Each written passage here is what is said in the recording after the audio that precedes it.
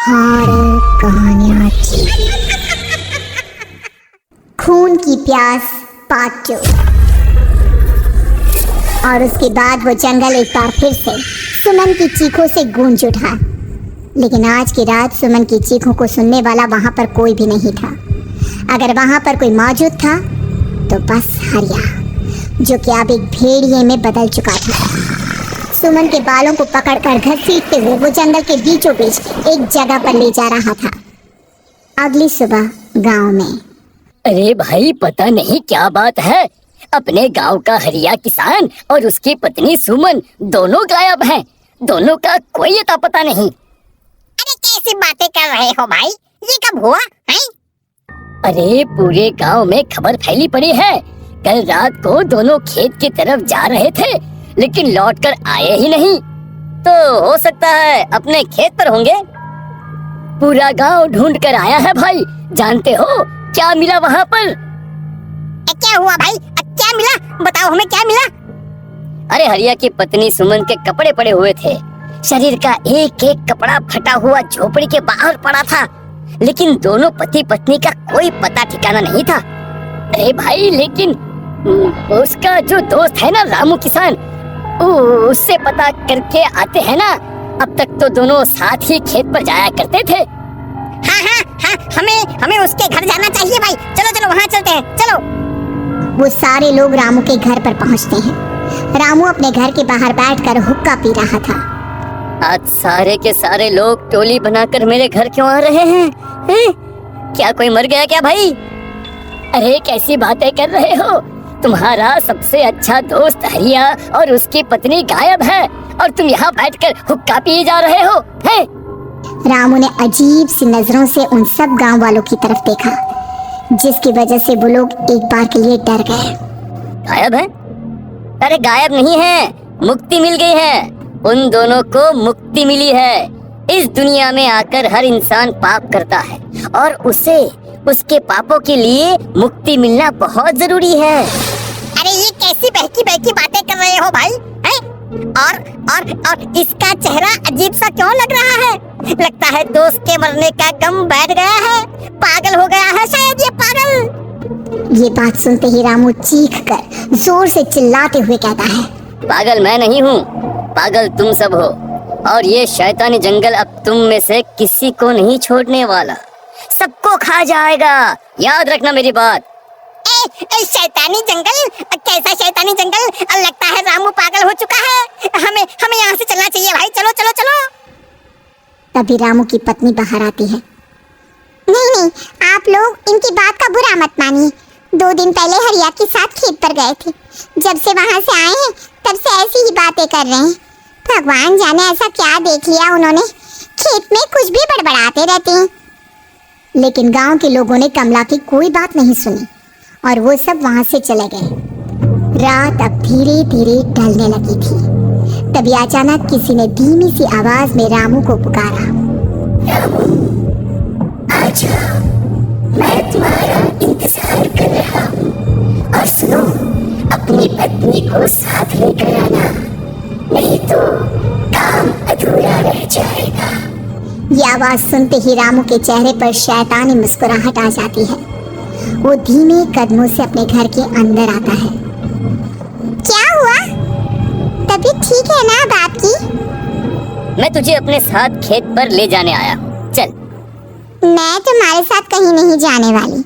मुन्ना गहरी नींद में सो रहा है और उसे अकेला छोड़कर मैं तुम्हारे साथ खेत पर नहीं आ सकती। वैसे भी तुम्हारे उन खेतों में भगवान जाने कौन सा राक्षस घूम रहा है, मुझे तो डर लगता है। रामू गुस्से में दांत पीसता अपनी झोपड़ी से बाहर आ जाता है और कमला गहरी नींद में अपने बच्चे के साथ सो जाती है। तभी अचानक रात को रामू की झोपड़ी के ऊपर एक साया वही गाना गुनगुनाते हुए घूमने लगता है जो हरिया के मोबाइल में बजा करता था। मैं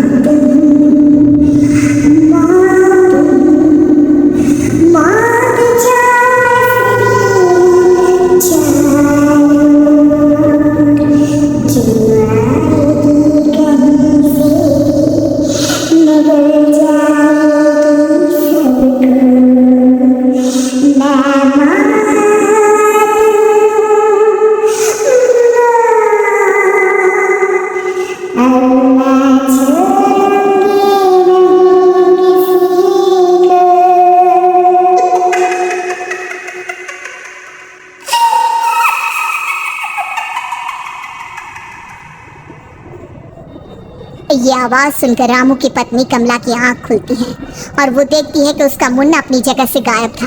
कमला चीखते हुए बाहर दौड़ कर आती है। वहां पर उसने देखा कि रामू ने अपने बच्चे को झोपड़ी के बाहर एक पेड़ से उल्टा लटकाया हुआ था और उसका बच्चा चीख चीख कर रो रहा था। वहीं दूसरी तरफ एक साया बच्चे के ठीक नीचे आग जलाकर उसके चारों तरफ हैवानों की तरफ नाच रहा था। छोड़ दो मेरे बच्चे को। अरे क्या कर रहे हो तुम? शर्म नहीं आती तुम्हें? अपने ही बच्चे को इस तरह मौत के हवाले करते हुए। अपना बच्चा? किसने कहा ये मेरा बच्चा है? अरे ये तो उस रामू की औलाद है, इस गांव के किसान रामू की, और मेरी दुश्मनी इस गांव के हर इंसान के साथ है।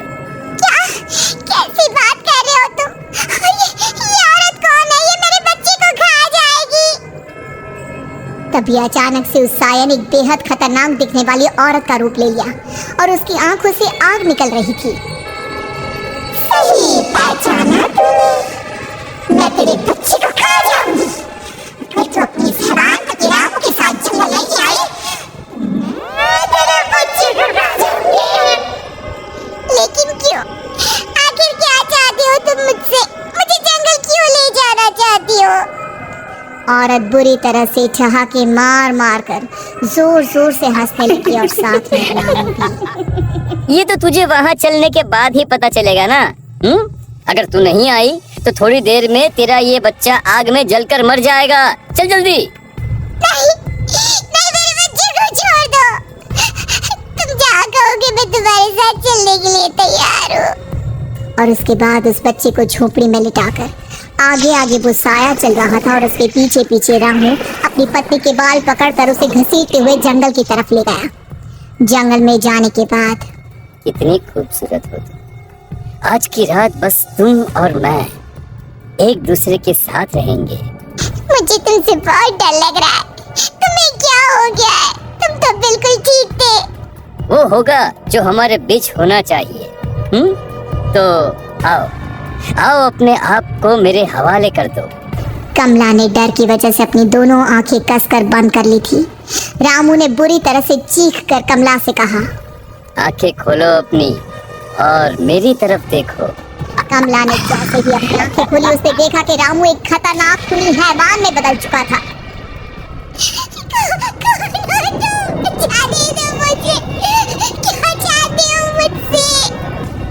अरे जो एक आदमी एक औरत से चाहता है, मैं तुम्हारा पति रामू नहीं बल्कि इस जंगल का एक भेड़िया, और आज की रात तुम्हारे खून से अपनी प्यास बुझा जाऊं। और उसके बाद वो जंगल कमला की दर्दनाक चीखों से गूंज उठा। अगली सुबह कमला के कपड़े भी जंगल में उसी तरह पाए गए जैसे कि सुमन के पाए गए थे। इस घटना के बाद पूरे गांव में दहशत का माहौल था। अपने माँ बाप की मौत और गांव में हो रहे इस तरह की घटनाओं की खबर सुनकर किशन शहर से गांव लौट आया था। अपने माँ बाप की बेदर्द मौत की वजह से वो बहुत परेशान था। तभी अचानक उसे अपने घर में खाट के नीचे पड़ा हुआ वो मोबाइल फोन मिला जो उसने अपने पापा हरिया को गिफ्ट किया था। अरे कितने प्यार से पापा के लिए मोबाइल फोन लेकर आया था। इसे एक दिन भी काम में नहीं ले पाए। और आखिर कौन है जो गांव में इस तरह की हत्याएं कर रहा है? क्या है इन सब के पीछे? क्या है? मुझे पता करना ही होगा, वरना एक दिन पूरा का पूरा गांव खाली हो जाएगा। इस गांव में एक भी जिंदा इंसान नहीं बचेगा। गांव के लोगों की मदद करने के इरादे से किशन अपने गांव से दूर एक दूसरे गांव में बहुत बड़े तांत्रिक के पास मिलने के लिए गया। तांत्रिक बाबा, अब आप ही कुछ उपाय बता सकते हैं। भगवान जाने हमारे गांव को किसकी नजर लग गई है। नजर नहीं लगी है, किसी ने तुम्हारे गांव को बद्दुआ दी है। किसी सताई हुई आत्मा का प्रकोप है और अब वो पूरे गांव में किसी को नहीं छोड़ेगी जब तक उसकी आत्मा को शांति नहीं मिल जाती। अरे लेकिन ऐसा कौन है बाबा? किसकी आत्मा है और कैसे मिलेगी उसे शांति? मौत है, मौत कहीं से भी आएगी और सबको निगल जाएगी। इससे बचने का सिर्फ एक ही उपाय है, लेकिन उस उपाय को करना आसान नहीं होगा। जो भी उस उपाय को करने की कोशिश करेगा उसकी जान जा सकती है। भले ही मेरी जान चली जाए, लेकिन मैं अपने गांव के लोगों की जान बचाने की पूरी कोशिश करूंगा बाबा। तो ठीक है फिर, अगली अमावस की रात जैसा मैं कहता हूँ वैसा ही करना। अमावस की रात तांत्रिक के बताए अनुसार किशन अपने साथ केरोसिन लेकर जंगल की तरफ चल पड़ा। उसके हाथ में देवी के मंदिर का सिंदूर भी था। किशन जंगल के बीचों बीच पहुंचा। ये देखकर उसकी आंखें फटी की फटी रह गई। वहां एक उबलते पानी का तालाब था और कई लोगों की लाश लटक रही थी। किशन के माँ बाप की लाश भी वहीं थी। माँ, बापू, क्या हो गया? ये क्या हो गया? तभी वहां पर एक औरत और आदमी आते हैं। उन्हें देखकर किशन चौंक जाता है। गोपाल काका, आपकी तो 5 साल पहले मौत हो गई थी। और निर्मला काकी, आप? मौत तो हो गई थी, लेकिन तुम ये नहीं जानते कि हमारी मौत कैसे हुई थी। क्या क्या कहना चाहते हैं आप? कुछ नहीं, बस ये जान लो कि अब इस गांव में कोई जिंदा नहीं बचेगा। लेकिन क्यों काकी? क्योंकि 5 साल पहले इन गांव वालों ने मुझे डायन बताकर पत्थर मार मार के मार डाला। मेरी कोई गलती नहीं थी। गांव का एक बच्चा क्या लापता हुआ, सारा इल्जाम मेरी पत्नी पे डाल दिया। और जब मैंने निर्मला की जान बचाने की कोशिश की तो मुझे भी मार डाला। आपके साथ ये बहुत गलत हुआ काकी, लेकिन आप जो कर रहे हैं वो भी सही नहीं है ना। तुम यहाँ से चले जाओ वरना तुम भी नहीं बचोगे। हमारी आत्मा पिछले 5 साल से मुक्ति के लिए भटक रही है। चले जाओ यहाँ से। मौका देखकर किशन सिंदूर उन दोनों के ऊपर डाल देता है।